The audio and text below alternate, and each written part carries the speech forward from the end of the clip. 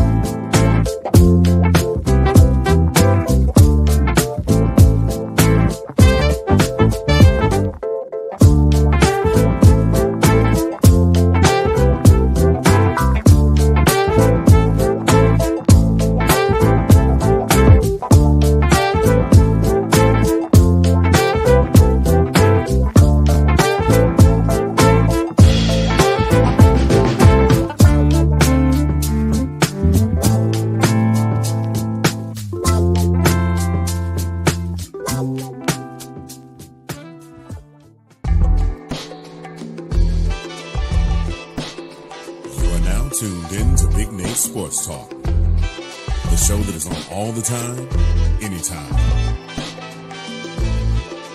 And now, ladies and gentlemen, the next big thing, the latest up-and-coming sports journalist, your host, Nathan Snell.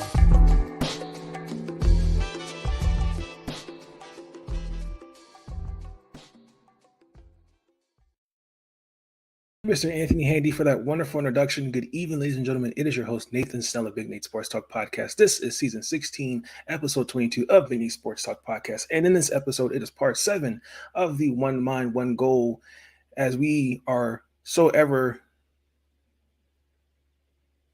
Looks like this story to the WNBA season for this season may come to an end abruptly, but it has been an interesting first 2 games of the WNBA Finals. But before we get into that, there's a few things I want to say up front. The Washington Commanders and Baltimore Ravens recaps, I have those out tomorrow. I'll record those previews. Also, the Maryland Terrapins, painfully. We're not going to talk about the Baltimore Orioles getting swept. That's just not going to happen. We'll do the offseason stuff and all that, so just be tuned in for all that.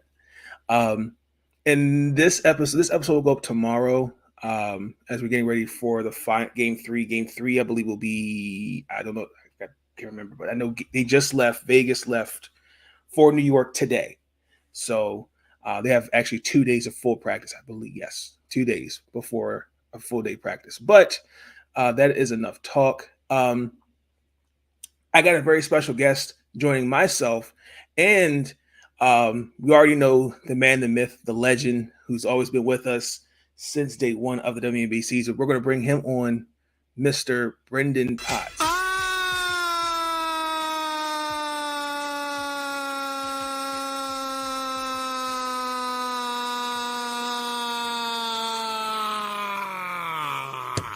Woo!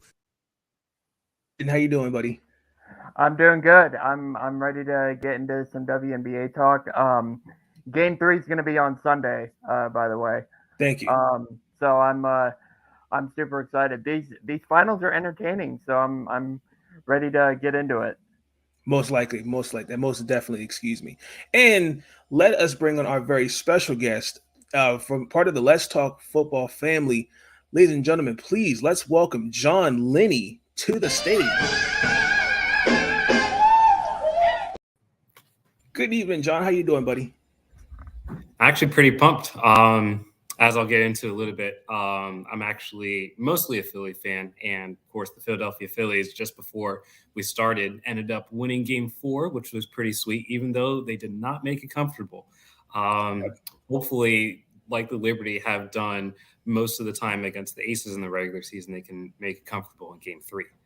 For sure. Jon, just tell us a little bit about yourself. Give the fans tell us a little bit about yourself. You know, what do you do? I know you've been doing some stuff with ESPN. I know you've covered a couple college baseball games, softball games. Just tell a little bit of people about yourself. Yeah, so I am a part-time commentator at George Mason University. And that's actually my alumni. I graduated there in 2021. So yeah, I've been doing sports broadcasting there since 2018, and the sports I commentate there are baseball, softball, volleyball, soccer, and a little bit of lacrosse. And then, of course, I'm also an avid sports fan. I follow, I would say, most of like the big leagues that people talk about. I'm trying to get into Premier League a little bit, but this is only like my first season following them. But I am an avid fan of the NFL, MLB, NBA, NHL, and this is my second season following the WNBA. Love it, love it. So let's just get right into it, y'all. So it's been an interesting WNBA final so far. I really don't know how to really put my finger on it. You know, when you looked at probably the first game, I kind of felt like, you know, Las Vegas was going to come out ready because, you know, when you're at home, you know, that gives you extra confidence. Fans and friends and family are in the crowd. But when you look at game two, you know, the Las Vegas Aces are up 2-0. You know, Jon, let's come to you first. When you look at these first two games, what are your takeaways?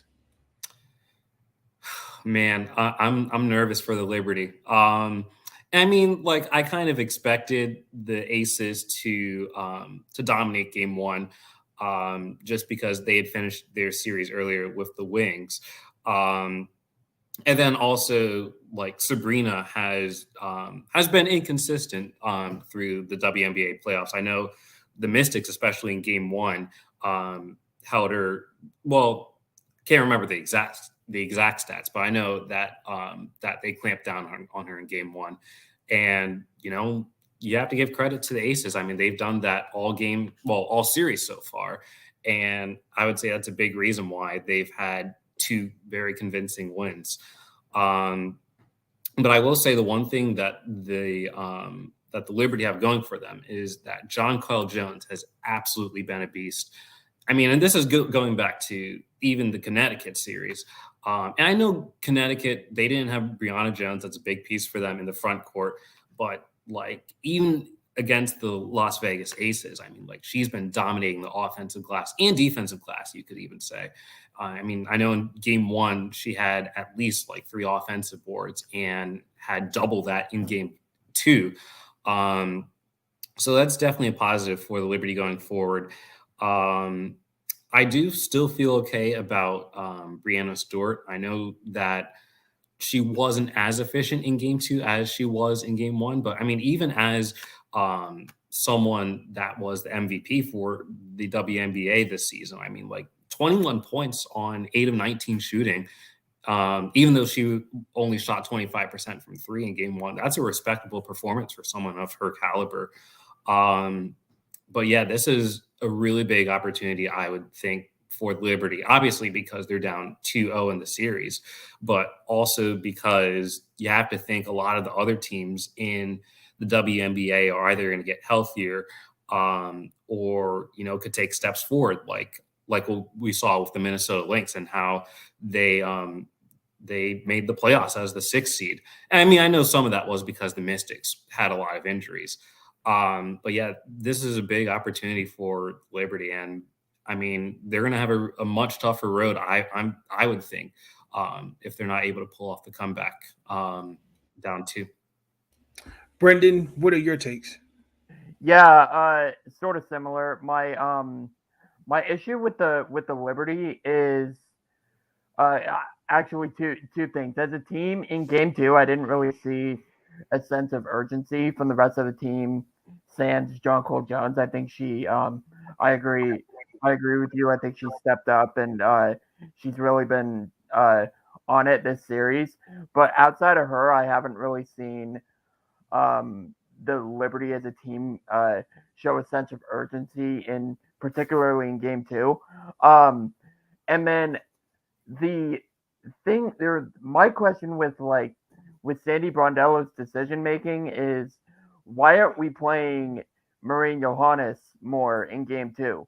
Because she only had 19 minutes and she only had 4 shot attempts with 3 points, and she shot the lights out in the first game. So I'm just questioning like why she didn't play more. And there were some Liberty fans on social media during the game that wanted Johannes to play more, just because of they needed to get the ball in the basket, and Johannes is one of the best at doing that. So that was my biggest question as well. And then for the Aces, I mean, you and I, Nate, we talked about it in our preview. I mean, they're just a more experienced team at this point, and they really look the part of the more experienced team. Everything I mostly watched game 2. I didn't watch the first game, but when I watched the second game, all I could say to myself was how elite and how amazing and incredible the Aces passing was. Even if they didn't make a shot, their passing was just so incredible, and I just was amazed. I was in awe of how great that ball movement was. And on the contrary, too, their defense was good. I'm not gonna say great, just I'm gonna give the benefit of the doubt to the Liberty without or with not making shots, but some of it was due to good defense, but some of it they could have just had an off night. But their passing was incredible, and I don't think New York could have done anything about that in that particular day. I am with you on being nervous heading into Game 3, but something that I saw earlier today was New York is undefeated against Las Vegas at home, so that begs the possibility of them playing a Game 5. But I think that's why if given the choice today, I would take the Liberty in Game 3, and then the Aces close it out in 4. But the Aces played so well yesterday that I was thinking this could be a sweep. Go ahead, John. I know you had a point you wanted to make. Go ahead, make your point. Go ahead. Yeah, I was just watching, and it's interesting, Brenden, that you mentioned the Aces passing. I think that's one reason why Vandersloot was getting the run that she did in Game 2, because she's one of our best. I'm not going to say playmakers, though you could definitely make the argument, though, but I would say Stewie is a better playmaker than Vandersloot. But when it comes to like setting her teammates up, I think she's one of the best, if not the best player on our team that can do that.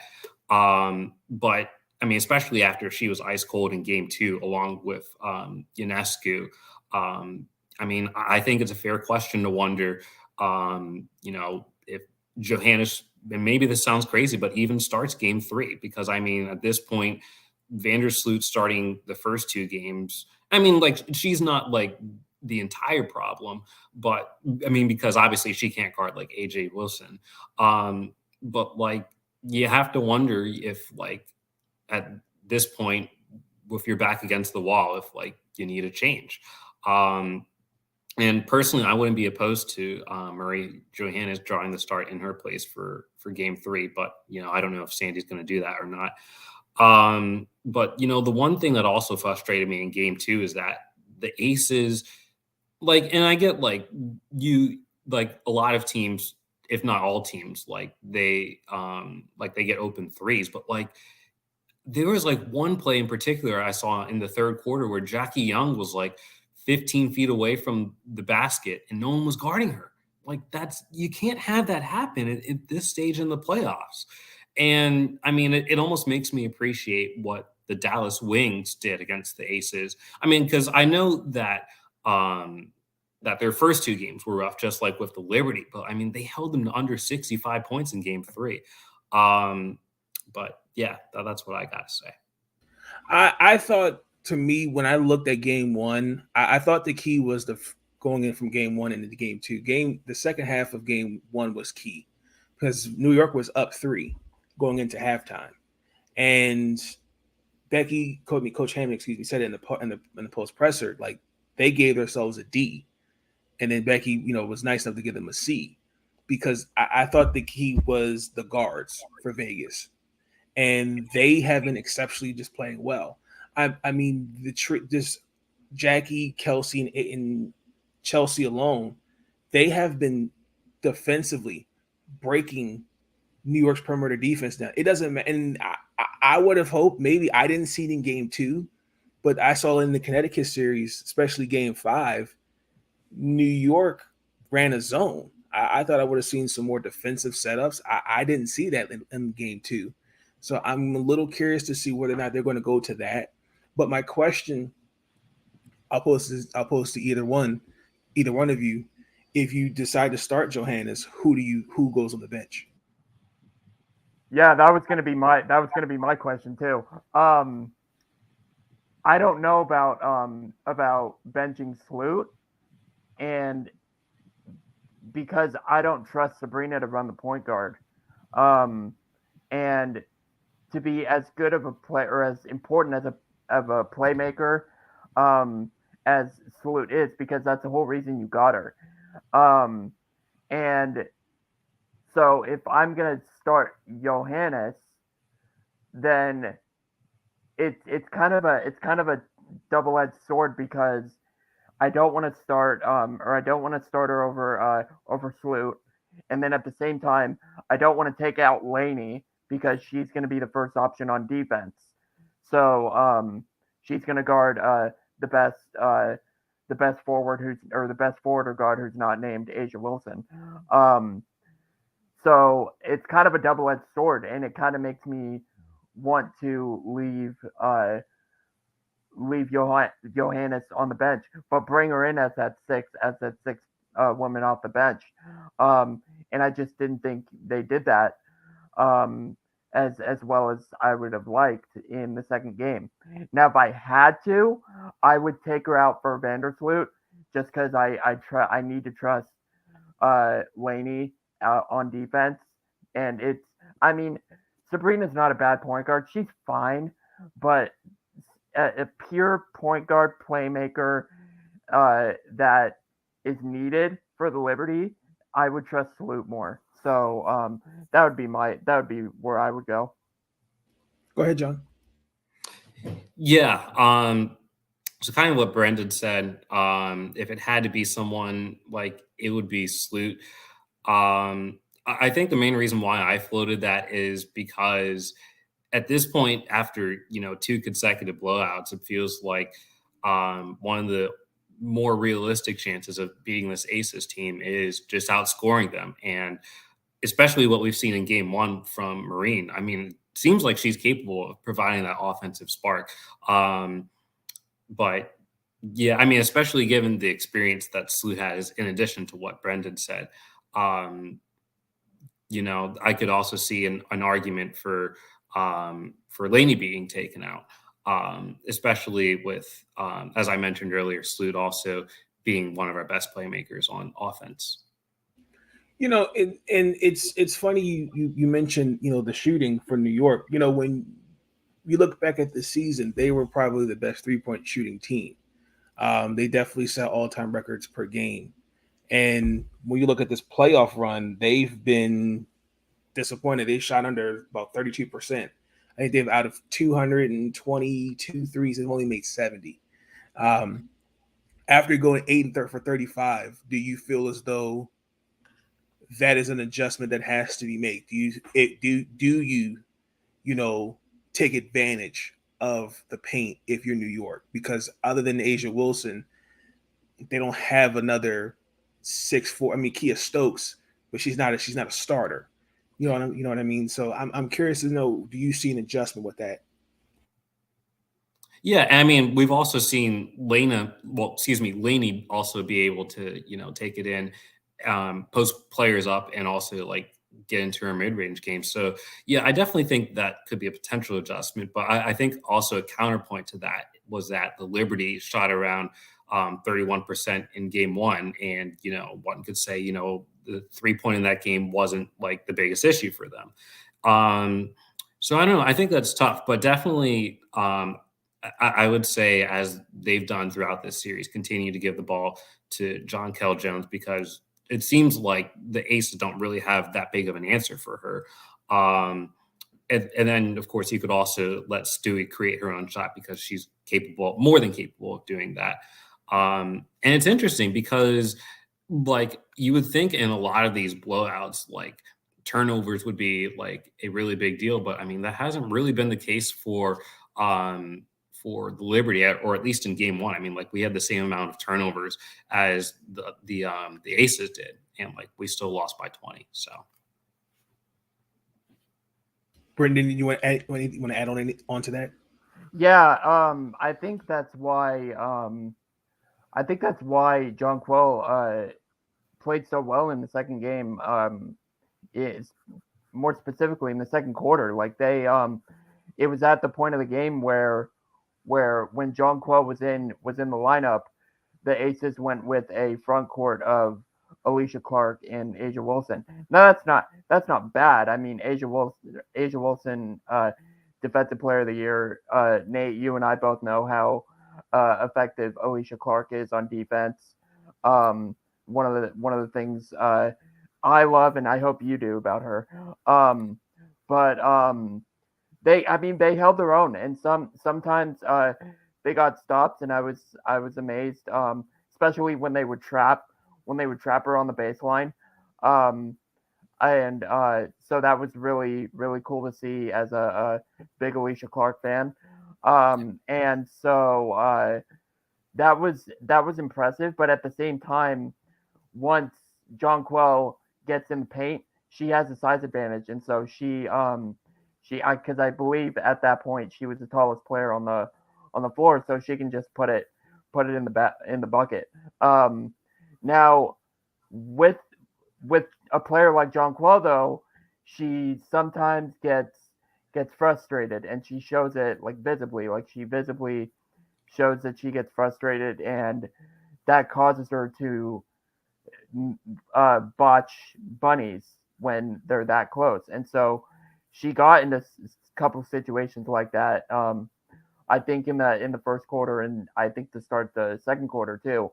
But overall, that's why she was so efficient, is because she dominated the paint. So that's my only take. But Kia Stokes, she doesn't really go inside the paint that much. She doesn't really need to. But I loved her shooting from outside the arc in game two. That was good to see. The only thing with the last thing I'll say with Stewart, I said this a couple of times back when she was in Seattle. She's very, very bad at showing how bad of a 3-point shooter she is. She's not that. Sometimes she'll have a good day shooting the ball from the arc, but overall, I think she's very overrated as a 3-point shooter. Now, that's not saying she can't get a bucket, because she can. That's why she's won multiple MVPs now. But she's not good at showing how bad of a 3-point shooter she is. So I'm not surprised to see her shoot that bad from the arc. I just expected her to play well defensively, and I don't know what your reaction was to that pump fake by Asia Wilson, but oh man, that's not something that would she would have stayed up in Seattle. I'm just saying, she would have stayed up. Yeah, that was brutal. And also, Chelsea Gray also put her on skates too, and that was not Oh, fun to watch. Yeah, that was embarrassing. I think that's another reason why the Aces are up 2-0 in this series. I mean, they have just completely outclassed the Liberty's guards. I mean, like, there's just no comparison between Chelsea Gray and, I mean, you could even say Kelsey Plum. You don't even have to include Jackie Young and Vandersloot and Ionescu. There's just it's night and day between those two comparisons. When it's interesting when you look at the regular season matchup, because New York did win 3 out of 4, and 5, excuse me. This is a different Las Vegas team, and I'm trying to figure out where was the regular season Liberty team. I'm still looking for them because no matter what, New York out and it just played them, and especially in game 2. When you look at Asia Wilson, for example, when you finish the game, with 26 points, 15 rebounds, and then to add on to that, the guards, you've had no answers for them. And defensively, her and Alicia Clark have been doing fantastically well defensively over Brianna Stewart. And that's where Sandy has to make some adjustments. So I'm very, very shocked that this is what it's looked like. I thought New York would have responded after game 1, but I could tell with body language they're definitely frustrated. They won the presser. They said what they felt, and I think they'll get it together. But I do feel like it might be over. I don't really see anything. Like you said it, Brenden, there was lack of urgency. I don't know how much deeper you can dig. That's something John Cole said in the post press. I don't know how much more you could dig deeper, especially now that you're potentially a game from getting swept. So, before we get into our game 3 previews, let's get into the sponsor of Big Nate Sports Talk podcast, and that is Zagnif Apparel. Ladies and gentlemen, do you want to dress like you're already famous? You can and you will with Zagnif Apparel. The following is a presentation of Zagnif Productions, LLC.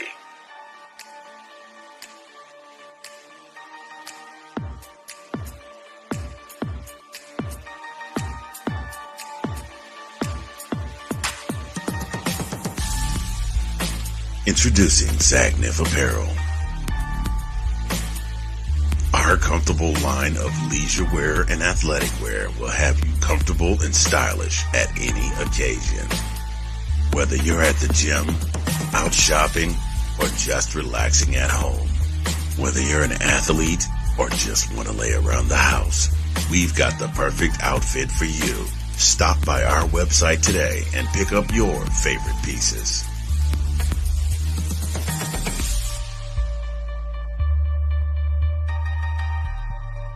Zagnif Apparel. Dress like you're already famous. You can, and you most certainly will, with a nice 15% off of your final purchase using my discount code Big Nate for 15% off. Thank you, Zagnif Apparel, for being a sponsor of Big Nate Sports Talk podcast. Ladies and gentlemen, we'll be right back with this little commercial break.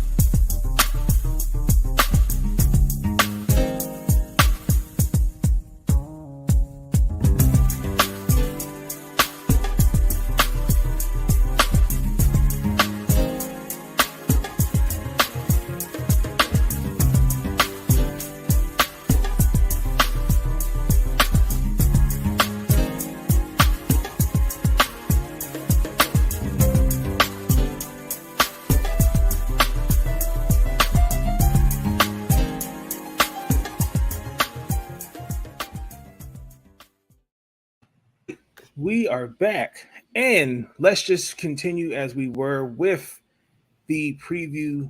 Game 3. What are you? We'll start with you, John. What are your keys to success if you are the New York Liberty? Yeah. So as I kind of alluded to before we went to break, guard play has to, at the very least, be competent. I would love to see our team shoot you know, like 50% from the field in general, which is something that we did in game 2, but obviously that was a blowout. Well, sorry, that was the Aces that did that. But I mean, even shooting like close to like 45%, I think would give the Liberty a decent chance to win, even if the Aces are able to run up the score. But the bigger trend, I think, that the Liberty need to correct ahead of game 3 is that their second halves have to be better. Because even in game 2, when they were getting blown out at the start of the second quarter, I mean, they came back and made it a 7-point game. Like, it was still realistically a game going into halftime. And then, you know, as soon as the second half hits, everything's falling for the Aces. And I mean, not just that, I mean, Chelsea Gray, like, even when the Liberty did play great defense, which they had their moments in game 2, I mean, she just hit incredibly tough shots. And like, that's got to change. Like, they have to find a way to clamp down on the Aces. And unlike the Sun or even like the Mystics to an extent, but I think the Sun are a better example since they typically don't run like a 6-woman rotation. Like, they typically go a little bit deeper with Dejanay Carrington and a couple of other players. I mean, they're really only like 4, maybe 5 if you count Alicia Clark, like offensive scoring threats. And like, you just have to find a way to not only contain them in the first half, but also keep that same energy that they have in the first half and carry it over to the second half. And, you know, maybe, as you mentioned, maybe it's going back to zone because it seems like the Aces have had their way in the first 2 games, especially the second halves of the first 2 games. You just had to painfully bring up the Mystics again, huh? It just came up. I'm just messing with you. Yeah. Brenden, if you're Vegas, what are your keys to victory? Yeah, I am going into this third game. I think the mindset that we haven't won in New York kind of has to be there, but at the same time, this is a closeout. We got one game until we're back-to-back champs. Let's not mess around. Let's go wrap this up. And at the same time, it's, you got to think about what the other team's going to be thinking, and that is they're gonna bring out their best. The second game is not kind of what Sandy said. It's not really them. We're gonna see a different team in the mindset of like they're obviously gonna play better than they did in game 2. So we gotta expect that, and we gotta plan for that. And so that's what I'm thinking. I think closeout games are Chelsea Gray's bread and butter. I think she's very, very good at knowing. I saw her first thing I saw her do after game 2. Once it wrapped up, she held up one more. That's first thing I saw. I'm like, oh yeah, they're coming for blood. I want to remind everybody what Vegas is doing right now, because they haven't lost a playoff game and they've turned it up to another level, and they're making the battle of the 2 super teams super one-sided, and they're doing it without their third best player on the roster in Candace Parker. And it's so incredible to see what this team is doing, and without one of their best players. And so, I want to lean towards New York in picking this game for game 3, but that's kind of Vegas wants to wrap this up. They want to wrap this up. They want to get to the parade. They want to party in the New York locker room. They just want to get this over with. Whoa, now. You got too much dip on your chip? Huh? Who you think I am? Do I look like Boo Boo the Fool? Did you just say Candace Parker is their third best player? Okay, Asia Wilson, Chelsea Gray. You could make the argument that she's over Jackie Young and Kelsey Plum. I'd probably put Kelsey and Jackie just because Jackie's having that good of a season. What? I was gonna say I would put Kelsey Plum over Candace Parker. I actually had Candace in fantasy, and even though I didn't watch a lot of Aces regular season games, it didn't seem like the same Candace Parker from years past. I'm gonna agree with that, and I do think, in fairness to Candace, like, here's the thing: when we watched her last year in Chicago, like, she had to carry that team. Like, other than Kalia Copper, there was no other star. Like here with Vegas, I'm sorry. She carried the city. Yeah, she did. But I'm saying when you look at Vegas, she's not like the number one option. Like, you know what I'm saying? You've got Asia, you got Jackie, you got Chelsea, you got Kelsey. Candace can feed off them. So I'm it's Asia, Kelsey, Jackie Young. I think in my opinion is Finals MVP.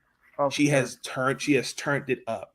And I was hoping she'd be. She's just been another. Her game has just definitely improved over the last few years, and credit that to Becky Hammond. But to that point, when you look at the history of the finals, with the 5-game format, which started in 2005, if I'm saying that correctly, that finals matchup was the Sacramento Monarchs versus the Connecticut Sun, and Sacramento went to win 4 games and win the championship. And history has shown, this is the 35th. This is the finals best 5 series played. 34 of those matches where a team has taken a 2 elite 17 times, and those 17 teams have gone on to win the finals. I'm gonna say it's a sweep. I don't trust New York. History this season showed that they are a case of 2 halves. I've not seen, even through the playoffs, even through the regular season, even through the playoffs, where New York has played a full 40 minutes. I thought in the Connecticut series, I thought they should have swept Connecticut, if we're being honest. 100%. But Connecticut came out and punched them in the mouth, and I felt as though they almost let Connecticut come back. Had it not been for a bad inbound pass, New York is forcing a game.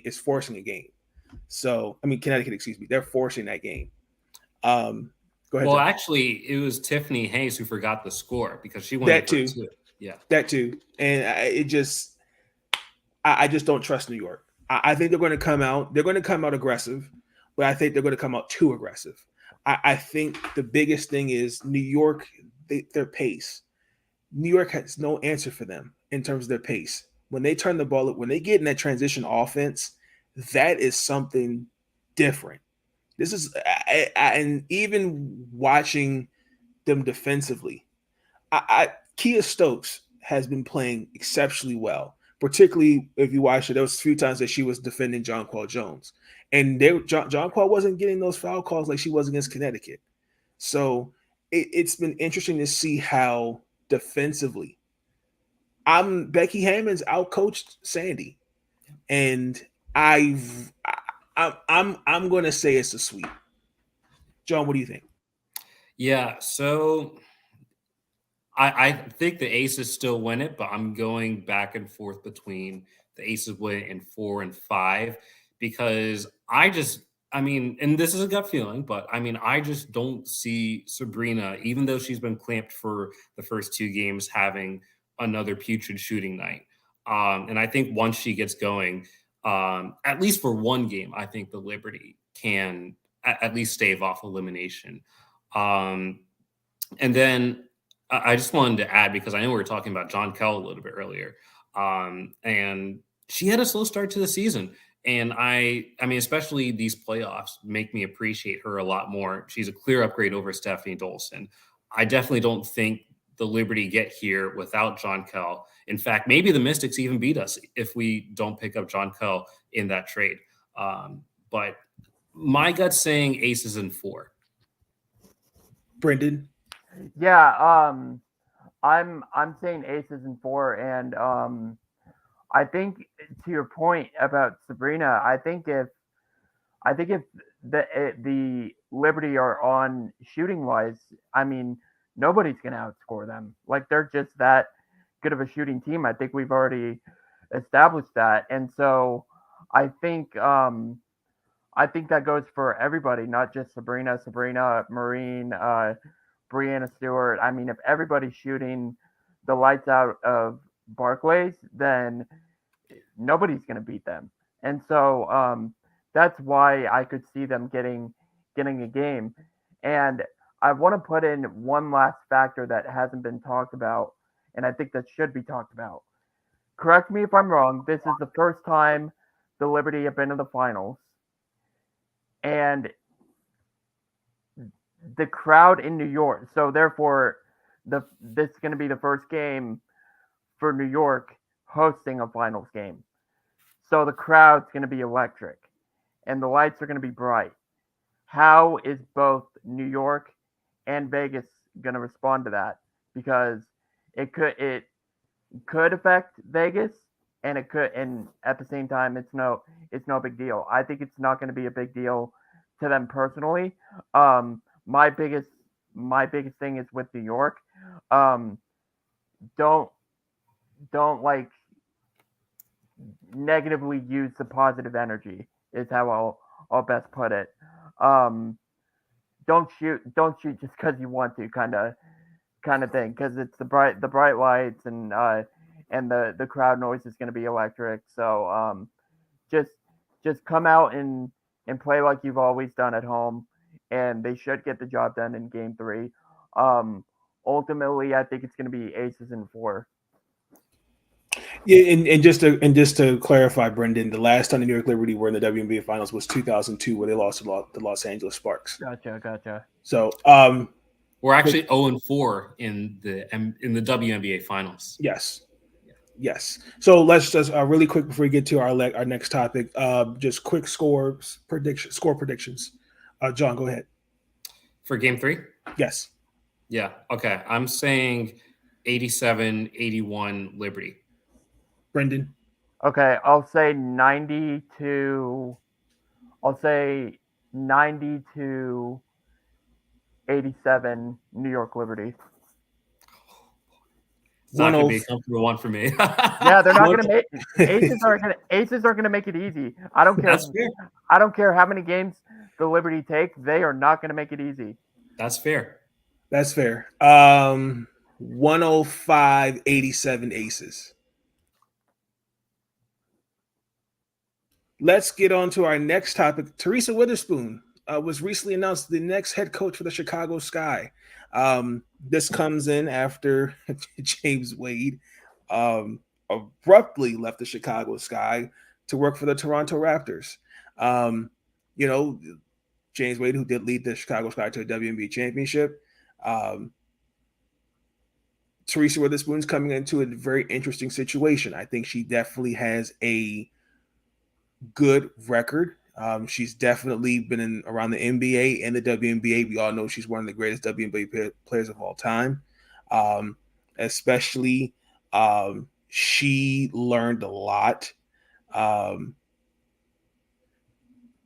Whether in the NBA, saying it with Becky Hammond, with Greg Popovich. She was with the Pelicans from 2019 to 2020. She was a player development coach, and then she went to assistant coach under Stan Van Gundy. When you just look at this hiring, what does this mean for the Sky? I'll come to you, Brenden. Yeah, I've been hearing a lot of this hire and what people think about it, and just the energy that Witherspoon brings as a coach is so positively infectious, and I think that could be a really big deal for a team like Chicago in the locker room.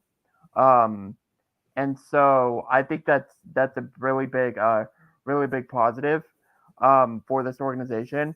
I'm very interested to see if she has any influence in the GM role. They've established that they're gonna separate those two roles. So I'm interested to see who the GM's gonna be. But or if she'll have any input in that as well. But I really like this trend of former players becoming head coaches because I think that could be really effective in the W. I'm not so agreed on it in the NBA, but WNBA definitely should see more players or more former players as coaches. I really like that trend, and I think this is continuing with it. John, did you have any thoughts on the hiring? Yeah, so since this is only my second year being a Liberty fan, still trying to get used to learning the league a little bit more.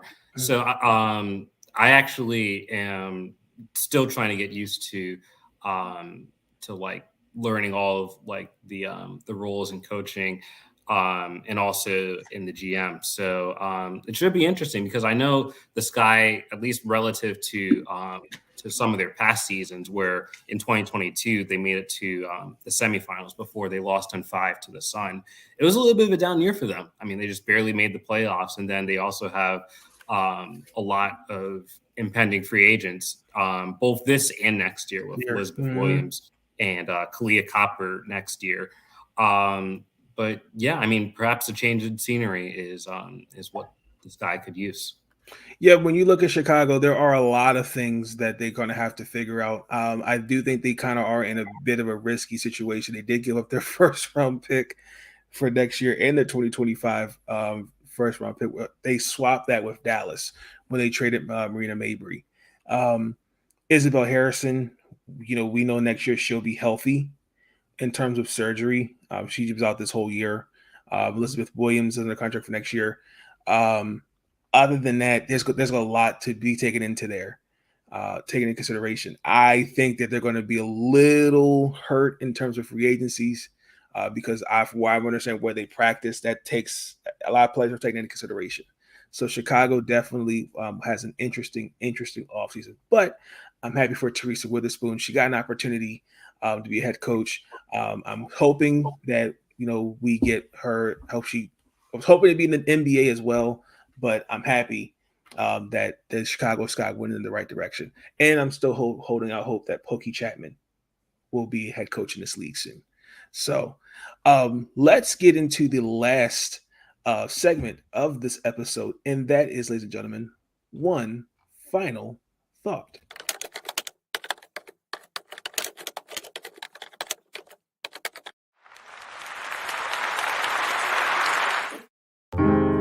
Thoughts are running through my mind. Someone took some time to find a minute or two to organize. All right, John, in this last segment, one final thought is we just say something that's on our mind, whether it's sports related or just something just motivational. What is your one final thought? Man, that Lynx team, that rebuild didn't seem to take long. I mean, even losing Sylvia Fowles, I mean, they were still able to take the Sun to 3, even though they didn't have Brianna Jones. It still seems to be an impressive feat to win at Connecticut. And then I know Kayla McBride is also a solid piece that they have in addition to Nafisa Collier.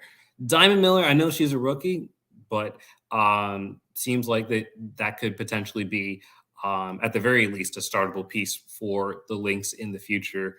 And then Dorka Juhas and Jessica Shepard were also pretty nice contributors to that Lynx squad. So, I mean, they look promising. And, if you're a new WNBA fan, that might not be the worst team to bandwagon on. Go ahead, Brenden. Yeah, I really like where the Lynx are going to. I also like where the Storm's going in terms of direction. Yeah, it's a rebuild. thanks to New York getting Brianna Stewart, but we won't talk about that. No, I really like their direction that they're going. I was really happy with the Storm organization extending Noel Quinn and also giving a bigger role to Pokey Chapman as the assistant GM. That's an important thing to know because the success that she had in Chicago came where she drafted a lot of good talent. So that's something to keep an eye on when it comes to this upcoming draft and where we land. Um, it's a different year that we had in terms of success, but I think it's going to be sooner rather than later on whether the Storm are going to be back in the playoffs. I like that. My one final thought is really just this season. This has probably been some of the most fun basketball I've got to see from on the W side. 40 games came by and its season could be over Sunday. But it was a good season. I am a little concerned after next season because we all know 2025 is kind of the what if year because most likely they're going to opt out that CBA. We're going to get another team and go to state. Hopefully we're going to have another team soon, whether it be in Portland, whether it be in Portland. We don't know yet. But it's been a good season. It's been fun, really talking WNBA, especially when you're talking it with good, genuine people. And even, again, I have to thank, the Washington Mystics and the Connecticut Sun, even the Las Vegas Aces, just being a part of their media, being part of their media and, just getting to ask players questions. I would never thought that opportunity would arise. So I'm really appreciative of that. And that's my one final thought. And hey, look, whatever happens Sunday, just win. Just go out there and win. So I think it's going to be a good game. The Barclays Center is going to be packed. And hey, let's just see what happens. So I'm stoked. And ladies and gentlemen, that is going to conclude this episode of One Mind, One Goal. Thank you for tuning in on this episode, ladies and gentlemen. Jon Linney, sir, thank you. Thank you very so much for joining myself and Brenden on this episode. We hope we get to have you on whatever happens in game 3. Hope to. And just tell everybody where they can find you. Yeah, so my Instagram is at the Jon Linney. That's actually also my Facebook as well. And I do not have a Twitter. Do you do any writing other than commentating, sports commentating? I do not do any writing, but I do post a lot on Facebook, especially sports related. Brenden, just let people know what's been going on in your world. I know the last episode you made a big announcement. Just let people know where they can find you. Yeah, so I'm at Brenden Potts on Twitter, and I post my articles that I've written for the Lead and covering the Seattle Storm, and I post. I have a lot of fun with social media. I've had a lot of fun with creating memes based off this last game. It's been really fun. They make it too easy.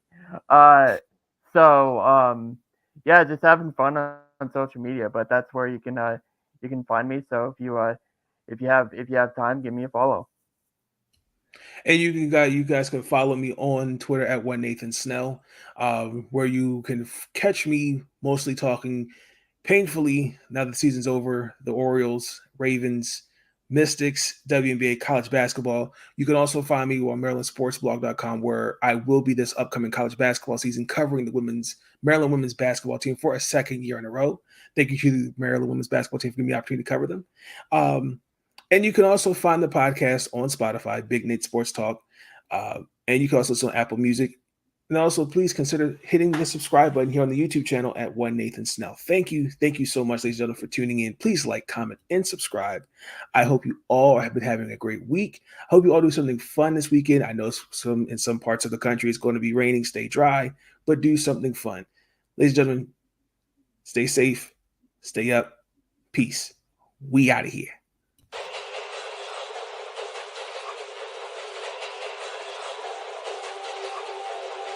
Your next stop is your success. And clear negative odds, please.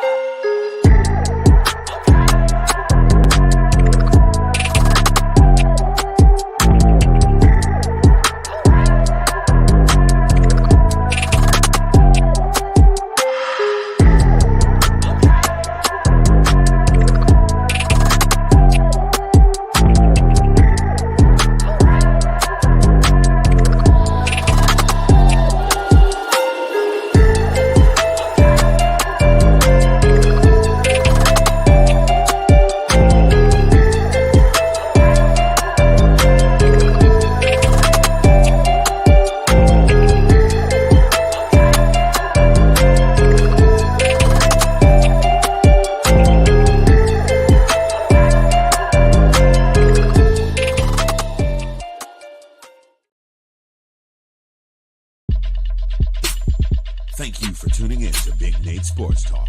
If you enjoyed that episode, be sure to like, subscribe, and share the next big thing, the next up-and-coming sports journalist, Big Nate Sports Talk. It's on all the time, anytime. I want to thank you, yeah. I want to thank you. Ooh. For all the times you put up with me. Thank you. And you helped me retain my sanity. Thank you. I want to thank you. And I want to thank you. All I want to do is say thank you for everything you do.